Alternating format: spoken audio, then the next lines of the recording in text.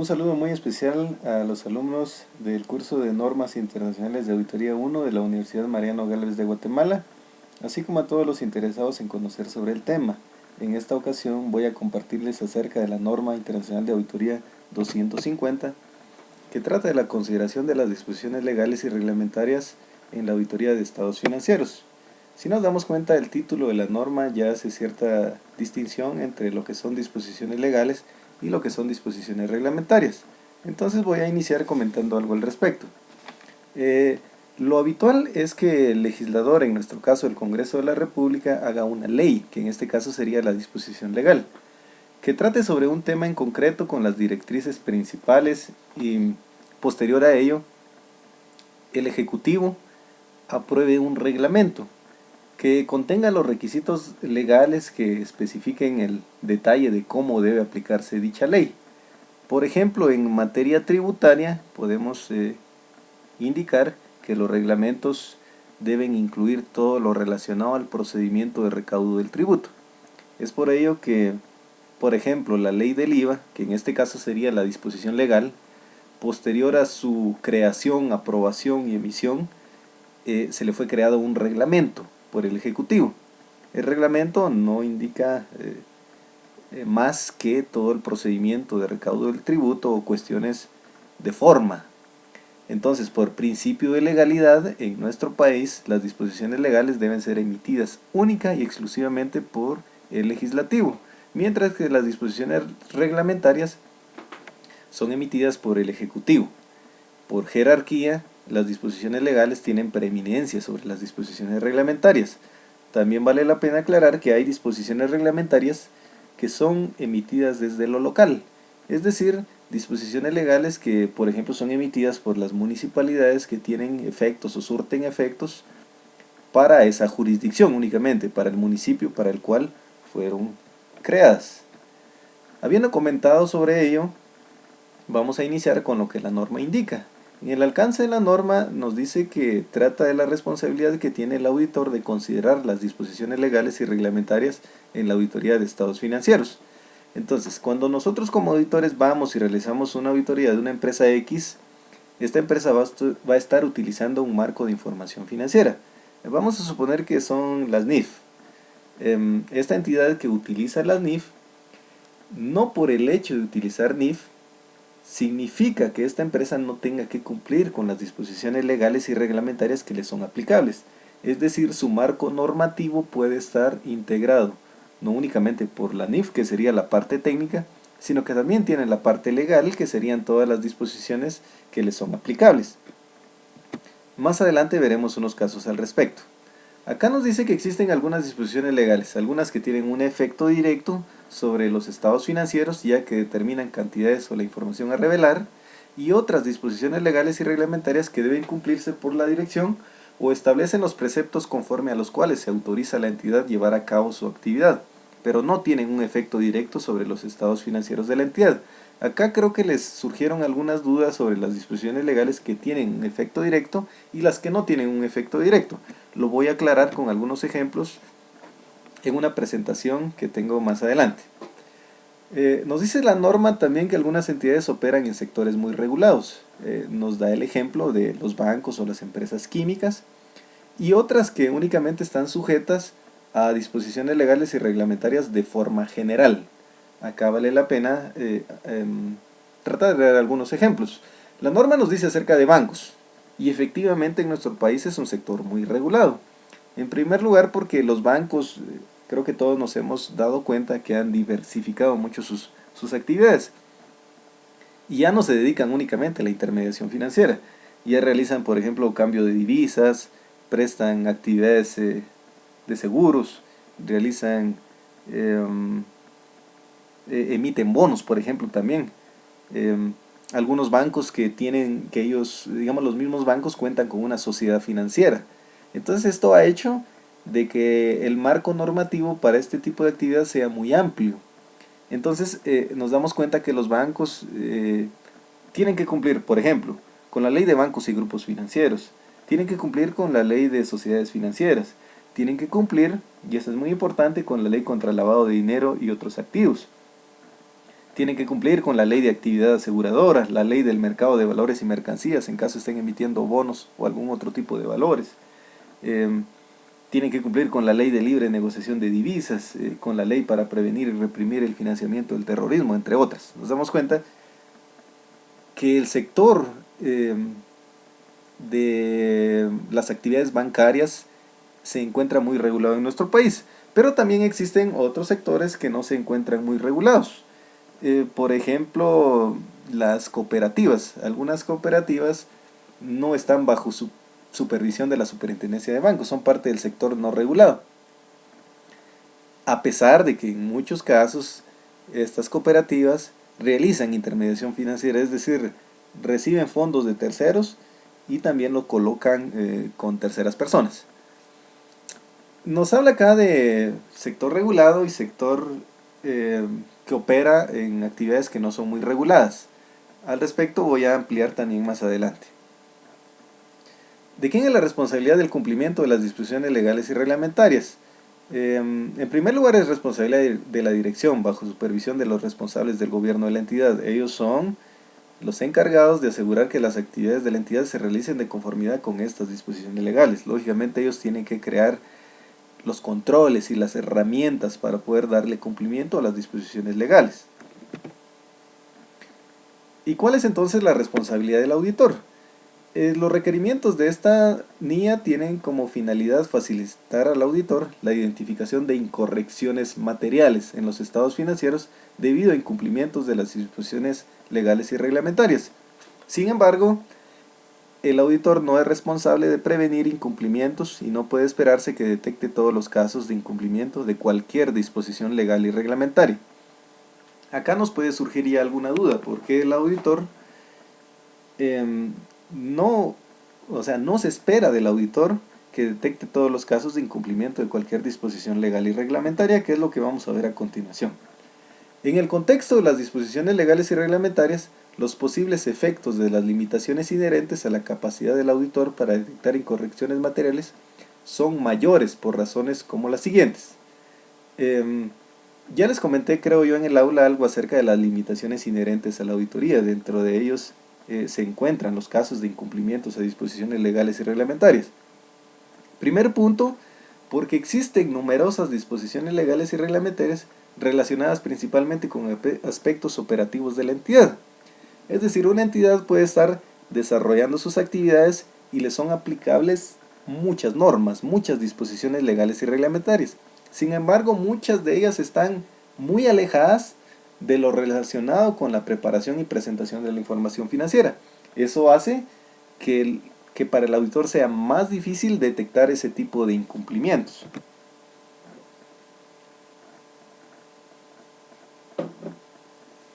Siguiente punto, el incumplimiento puede implicar conductas orientadas a ocultarlo, tales como la colusión, la falsificación, la omisión deliberada de registro de transacciones, la elusión de los controles por la dirección o la realización de manifestaciones intencionadamente erróneas al auditor. Si nos damos cuenta, este párrafo nos habla de casos de incumplimientos a disposiciones legales por fraude, porque nos está dando ejemplos de incumplimientos que han sido premeditados, que han sido razonados. No son incumplimientos que se hayan dado por error o de forma no intencionada, sino que son actos que se han planificado probablemente. Y cuando se ha planificado, pues regresamos un poquito a lo que nos dice la norma 240, la norma internacional de auditoría 240, y nos dice que los casos de fraude, en la mayoría de ellos se crea un plan sofisticado para su ocultamiento. Entonces, eso hace que para el auditor sea más difícil detectar este tipo de hechos. Y en el último punto de este apartado nos dice que el que una actuación constituya un incumplimiento es en última instancia una cuestión que debe determinarse desde un punto de vista legal por un tribunal de justicia. Nosotros no vamos a emitir ninguna sentencia, únicamente vamos a ver el efecto de estos incumplimientos en la información financiera para que con ello evaluemos cuáles van a ser las consecuencias para la presentación del informe que al finalizar la auditoría debemos elaborar. Acá voy a ampliar sobre las dudas que ustedes me han hecho llegar me han dicho que cuál es la diferencia o a qué se refiere la norma cuando nos habla de disposiciones legales y reglamentarias que de forma generalmente admitida tienen efecto directo. Para ello yo les voy a indicar tal vez con algunos ejemplos. Voy a iniciar tal vez con el decreto 10-2012, por ejemplo, Ley de Actualización Tributaria. El libro primero de esta ley nos habla de todas las disposiciones relacionadas al impuesto sobre la renta. El impuesto sobre la renta nos indica en este libro, en el primer libro de esta ley, por ejemplo, todos los elementos que debe contener un impuesto. Por ejemplo, el hecho generador, el tipo impositivo, el sujeto activo, el sujeto pasivo.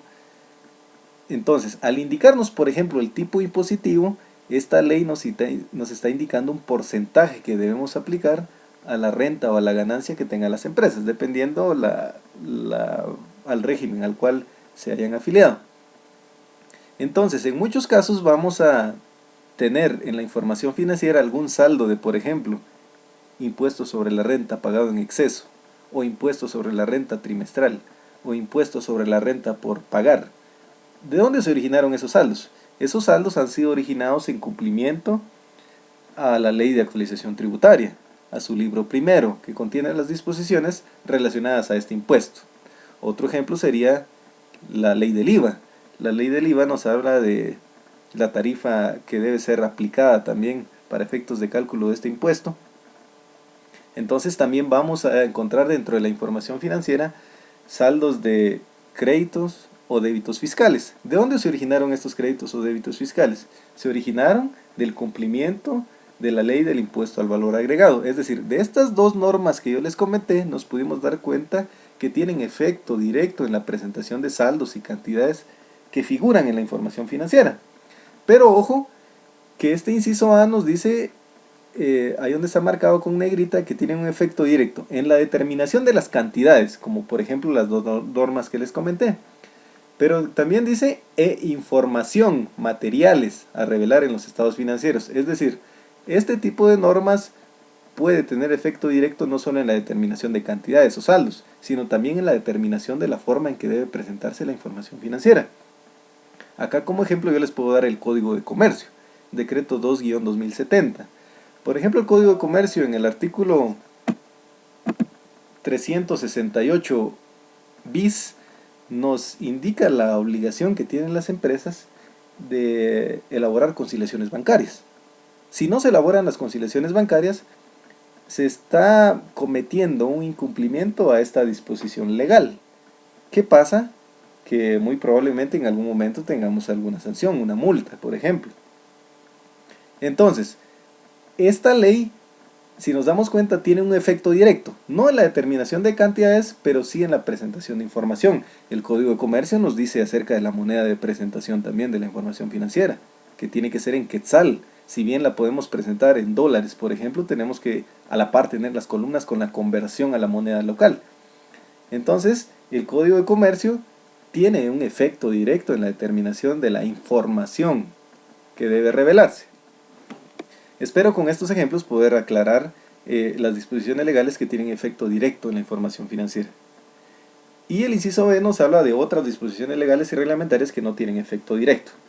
Las que no tienen efecto directo, pero su incumplimiento en algún momento podría ocasionar problemas para la empresa porque podría ocasionarle multas, la suspensión temporal de sus actividades, la anulación de una licencia y que eso tenga como consecuencia algunas pérdidas o también la imposibilidad de cumplir con el principio contable de empresa en funcionamiento o el negocio en marcha. Acá voy a comentarles tal vez, por ejemplo, el decreto 68-86 del Congreso de la República, Ley de Protección y Mejoramiento del Medio Ambiente.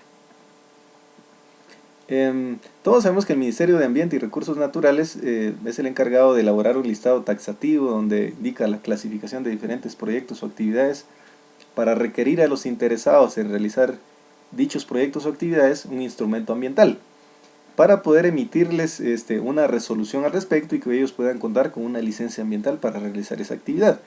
Yo tengo un caso reciente de una persona que yo conozco que realizó una construcción significativa, con una inversión significativa, pero en el momento de que ya estaba a punto de iniciar sus actividades, la municipalidad se presentó y le pidió, dentro de los requisitos que la misma municipalidad solicita, adicional a ello le pidió que presentara su licencia ambiental, cuestión que él no tenía. Si bien él pudo solventar esta situación, realizó los trámites correspondientes, ocasionó que él no pudiera abrir en el momento que tenía planificado y que como consecuencia haya tenido algunas pérdidas temporales. También tengo conocimiento, me voy a reservar el nombre, de un restaurante en la cabecera departamental de San Marcos, que yo vi cuando realizó una publicación donde indicaba que se le dificultaba mucho cumplir con un reglamento que la municipalidad estaba solicitando y que por lo tanto iban a cerrar sus actividades. Entonces nos damos cuenta que fue una disposición reglamentaria que no tenía nada que ver con cantidades o con información a revelar que iba dentro de la información financiera, pero que como consecuencia sí pudo ocasionar que la empresa cerrara sus actividades de forma definitiva o de forma temporal. Y existen otras disposiciones legales que, aunque no tienen efecto directo, pueden ocasionar multas. Por ejemplo, el incumplimiento al Acuerdo Gubernativo 229-2014, Reglamento de Salud y Seguridad Ocupacional y sus reformas. El incumplimiento puede ocasionar que la empresa tenga una multa, una sanción. Entonces, no tiene efecto directo, pero por el incumplimiento podría llegar a afectar los saldos que se presentan en la información financiera. Esto es muy importante que lo tengamos claro. ¿Cuáles son los que tienen efecto y cuáles son los que no tienen efecto directo? ¿Por qué? Porque el auditor va a enfocar más sus esfuerzos en las que están considerados en el inciso A de esta presentación. Es decir, con las disposiciones legales y reglamentarias que tienen efecto directo, el auditor va a aplicar procedimientos de auditoría distintos.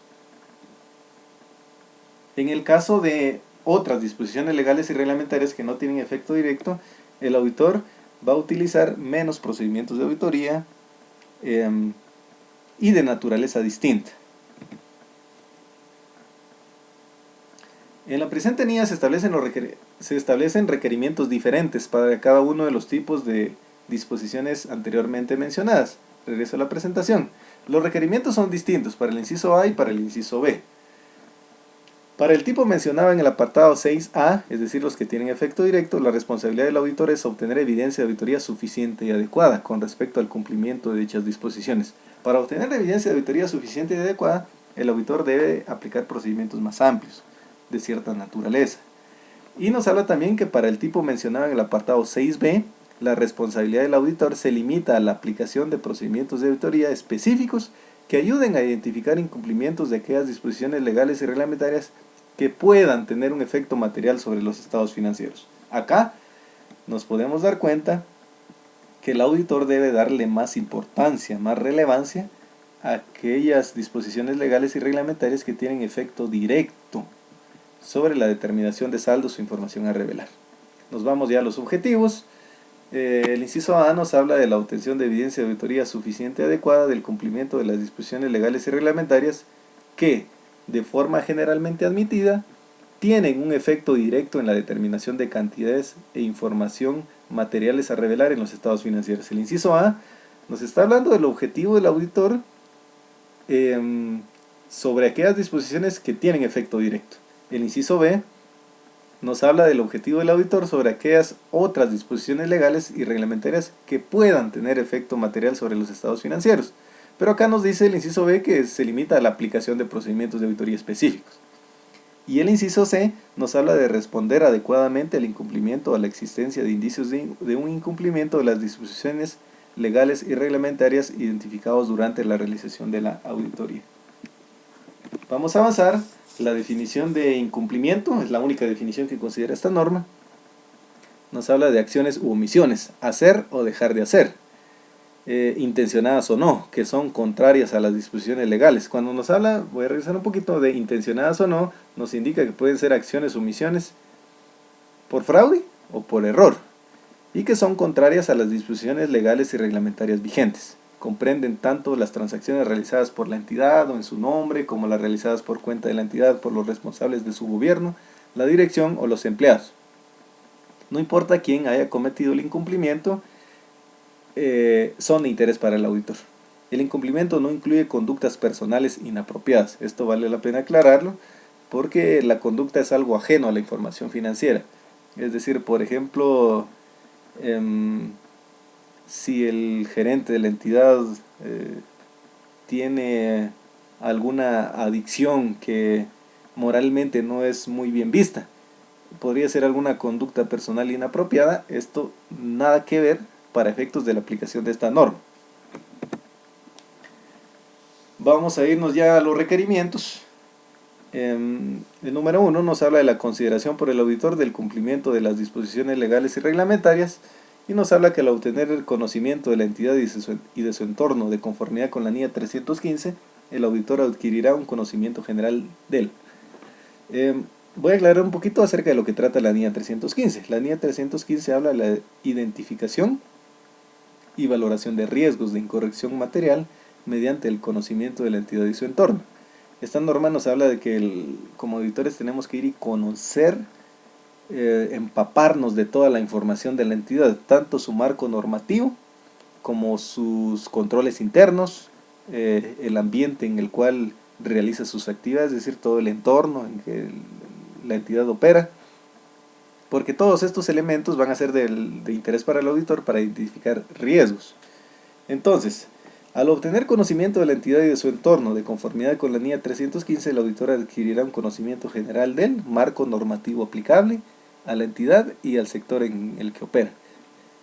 Por eso en muchas planificaciones de auditoría de estados financieros, idealmente se anota un listado del marco normativo. Eso se hace en la etapa de planificación. La NIA 315 nos habla de todo este conocimiento que el auditor debe tener, que es muy necesario a fin de que en el momento de estar ejecutando la auditoría nosotros podamos evaluar el cumplimiento de dicho marco normativo. Y el inciso B nos habla del modo en que la entidad cumple con dicho marco. Este requerimiento entonces va enfocado a conocer todo el marco normativo y el sector en el que opera, así como el modo en que la entidad cumple con dicho marco. El apartado 13 nos indica que el auditor obtendrá evidencia de auditoría suficiente y adecuada con respecto al cumplimiento de las disposiciones legales y reglamentarias que de forma generalmente admitida tiene un efecto directo en la determinación de las cantidades e información materiales a revelar en los estados financieros. Acá yo pues cambié el color de la letra con el fin de indicarles cómo es que la norma requiere que el auditor evalúe de forma distinta aquellas disposiciones legales que tienen efecto directo y de forma distinta aquellas que no tienen efecto directo. En el apartado 13 nos indica que para las disposiciones legales que tienen efecto directo, el auditor debe obtener evidencia de auditoría suficiente y adecuada con respecto al cumplimiento de dichas disposiciones legales y reglamentarias. Pero en el apartado 14, el que ya está con negro, nos indica que el auditor aplicará los siguientes procedimientos de auditoría con el fin de ayudar a identificar casos de incumplimiento de otras disposiciones legales y reglamentarias que puedan tener un efecto material sobre los estados financieros. Y la norma nos da únicamente estos procedimientos de auditoría. Indagar ante la dirección y cuando proceda a los responsables del gobierno de la entidad sobre el cumplimiento de dichas disposiciones legales y reglamentarias e inspeccionar las comunicaciones escritas si las hubiera con las correspondientes autoridades que han concedido la licencia o son responsables de la regulación.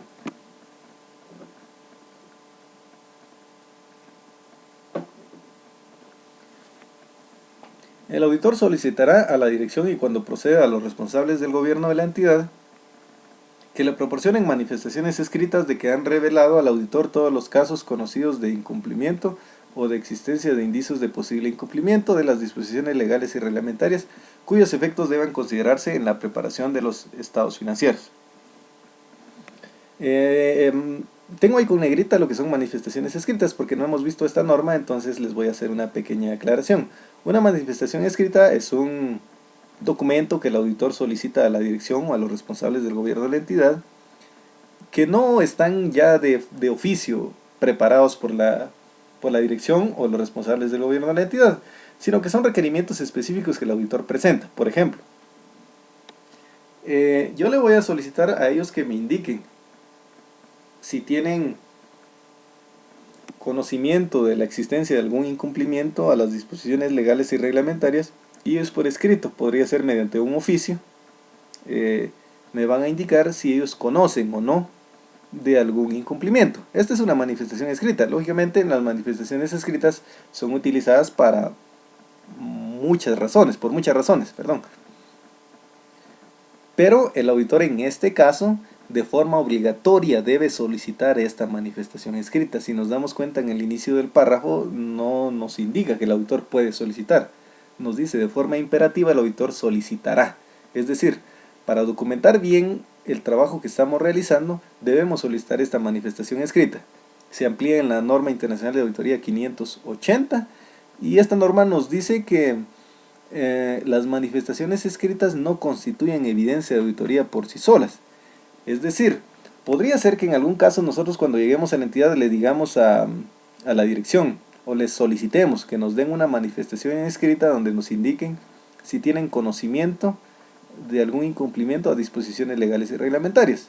Como consecuencia, ellos nos van a entregar un oficio, por ejemplo, donde nos indican que no tienen ningún incumplimiento o no han realizado ningún incumplimiento. Como estas manifestaciones escritas no constituyen evidencia de auditoría por sí solos, el auditor está obligado a verificar que efectivamente no se hayan realizado o cometido algunos incumplimientos. Es decir, no nos vamos a valer o no nos vamos a sustentar en una manifestación escrita porque por sí sola no constituye evidencia de auditoría, pero sí debe solicitarse porque podría complementar evidencia de auditoría adicional. El siguiente requerimiento nos habla de los procedimientos de auditoría cuando se identifica o existen indicios de incumplimiento. Si el auditor tiene conocimiento de un caso de incumplimiento, de existencia de indicios de incumplimiento de las disposiciones legales y reglamentarias, obtendrá: inciso A, conocimiento de la naturaleza del hecho y de las circunstancias en las que se ha producido. Inciso B, información adicional para evaluar el posible efecto sobre los estados financieros. En lo que refiere al inciso A, esto puede realizarse mediante discusiones con la dirección y en algunos casos con los responsables del gobierno de la entidad con el fin de indagar o de obtener información adicional. Tenemos un siguiente requerimiento que nos habla de la comunicación de incumplimientos identificados o de la existencia de indicios de un posible incumplimiento. Debemos de comunicar la información sobre incumplimientos a los responsables del gobierno de la entidad. Son incumplimientos cometidos por empleados o por la misma dirección, pero en el caso de incumplimientos por los responsables del gobierno de la entidad, se tendría que averiguar la estructura de gobierno de la empresa para ver si existe un órgano un órgano superior, digamos, al gobierno de la entidad, por ejemplo, un comité de auditoría, un consejo de supervisión. Pero si no existiera, para este efecto, la norma considera la posibilidad de buscar asesoramiento jurídico. También se debe comunicar la información sobre incumplimientos en el informe de auditoría sobre los estados financieros. El efecto que va a tener es el siguiente. Por ejemplo, si hay un efecto que es material sobre los estados financieros, tenemos la posibilidad de emitir una opinión con salvedades o una opinión desfavorable o adversa, porque nos estamos dando cuenta que existen incumplimientos que podrían ser materiales. Cuando veamos la norma 705 voy a ampliarles sobre el tema de la formulación de informes. De momento les quiero indicar que los incumplimientos pueden llegar a tener un efecto, a tal caso de tener que emitir una opinión desfavorable o adversa. Y el último punto nos habla de también comunicar información sobre incumplimiento a las autoridades reguladoras y de supervisión. En este caso únicamente voy a comentarles sobre el tema de lavado de dinero, que tenemos una disposición legal que nos incluyó como personas obligadas. Como auditores somos personas obligadas y en el momento de detectar algún posible caso de lavado de dinero tenemos la obligación, digamos, de trasladar este informe, trasladar esta información mediante un formulario a la Intendencia de Verificación Especial para que ellos realicen la investigación correspondiente. Lógicamente la aplicación de esta disposición legal es una situación un poco compleja que tal vez requiere que se trate o que lo veamos, digamos, en un tema separado de forma explícita, la forma de cómo darle cumplimiento a esta disposición legal. Y el último requerimiento nos habla de la documentación, que debemos hacer constar todos los incumplimientos identificados o los indicios de incumplimiento de las disposiciones legales y reglamentarias y los resultados de las discusiones con la dirección y cuando proceda con los responsables del gobierno de la entidad, así como con partes ajenas a la entidad. Con esto termino la presentación de esta norma. Yo sé que no abarca el total de lo que ahí se está considerando, son aspectos muy puntuales, pero que yo espero les sirvan para ir comprendiendo lo que en esta norma se encuentra considerado. Si surgen algunas dudas pueden hacérmelas llegar y vamos a tratar de aclararlas. Esta norma, como les repito, es muy importante porque cuando realicemos una auditoría de alguna entidad, esta entidad va a estar obligada a una parte técnica y una parte legal. Es decir, van a tener que cumplir con un marco de información financiera, pero también van a tener que cumplir con disposiciones legales y reglamentarias. Adicional a ello, cuando veamos la norma 700, la NIA 700 nos habla de un tipo de informe que también puede ser emitido para, digamos, dar fe del cumplimiento de disposiciones legales y reglamentarias de forma específica. Entonces yo creo que el contenido de esta norma no termina acá. A medida que vamos a seguir avanzando con el desarrollo de las siguientes normas, vamos a tener que tocar algunos temas que han sido tratados o que están siendo tratados en esta norma, pero que de igual forma es parte de la formación que el auditor debe tener, conocer esta y las demás normas para que el auditor tenga la competencia y diligencia profesional que nos habla el Código de Ética. Nuevamente, espero haber aclarado algunas dudas mediante esta presentación. Cualquier otra duda que pueda surgir pueden hacérmela llegar por otra vía. Espero que todos estén muy bien. Bendiciones.